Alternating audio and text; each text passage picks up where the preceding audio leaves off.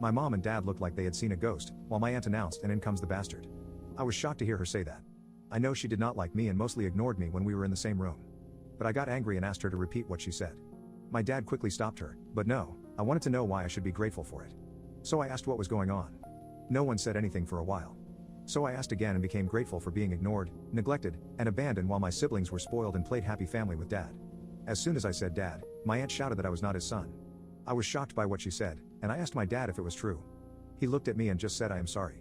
I don't know what to say. I looked at my mom and she said nothing. I left my room and just started crying. Later, my mom found me on the floor shaking and crying. She helped me up and stayed with me until I fell asleep. I woke up this morning and called in sick. I barely left my room today. I feel like everything I have done to make the man I call dad proud or just to acknowledge me has been a waste of my life. On Thursday, before I left for work in the grocery store, my father, whom I will refer to as Richard, called out to me, and I responded by saying, "Yes, Richard?" He looked confused because I had always called him dad before. After a bit of silence, I asked what? Quite bluntly. He didn't respond and told me it was nothing, so I went to catch the bus. When I got home late in the evening, my mom wanted to know why I called her husband by his first name.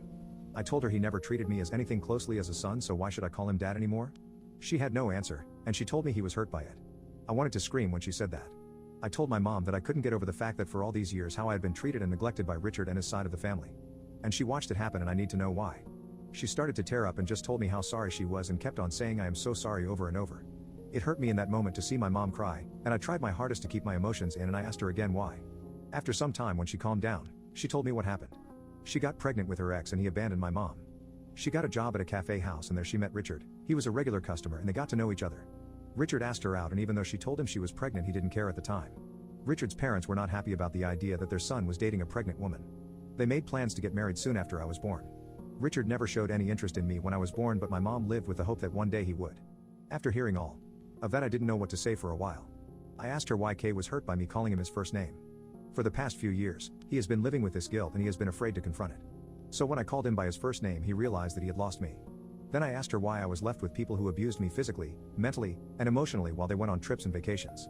She was shocked to hear about the physical abuse and asked me about it. I told my mom that I never said anything at the time because I was afraid of Richard's family members. My grandparents would scold me loudly and hit me when I was younger. My aunt never spoke to me unless she needed a favor, only to then go back to ignoring me and told me to stay in the guest room. When I was 14, my father took the family on a 2-day trip to Croatia. He left me with his older brother. He asked me to go to the store to buy some stuff. And of course, I said yes. When I came, he opened the door, took the bags, and locked me out of the house. I sat there crying until they had all finished with their dinner, and then he let me in. She cried the whole time while I told her everything. She told me how sorry she was. She knew they didn't like me, but this was just hate. After the conversation, she asked if I was going to move out and where. I told her I was planning on it and that I would not tell her because I didn't want them to know where I would be staying. She started to cry again. And again. It hurt to see her cry. The conversation was long and lasted for several hours, but these are just the main points. After that, I went to my room to clear my head and think. About an hour later, someone knocked at my door. It was Richard. It was the first time since I can remember he ever entered my bedroom. He looked around for a bit. He looked shelf where I kept all of the awards and trophies from school and sports. He was both surprised and sad when he saw the medals. From when I did track and field and played football. He stopped when he saw the small man of the match award and picked it up. He held it for a while and started to tear up. He put it back and sat down on the bed. Neither of us said anything for a while. I asked if Mom had told him what we had talked about. He was still tearing up and slightly nodded his head. I asked him if he was aware of how I saw him, and he nodded again and whispered yes. So you know the extent of what our parents and siblings have put me through. He looked me in the eye and asked if it was true. I said yes, and he just started full on crying.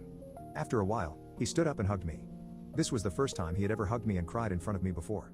I just hugged him back and started to cry. He didn't want to let go, and he said how he was sorry for the pain he put me through, for the years of neglect, for treating me like an outsider, and he begged me not to move out.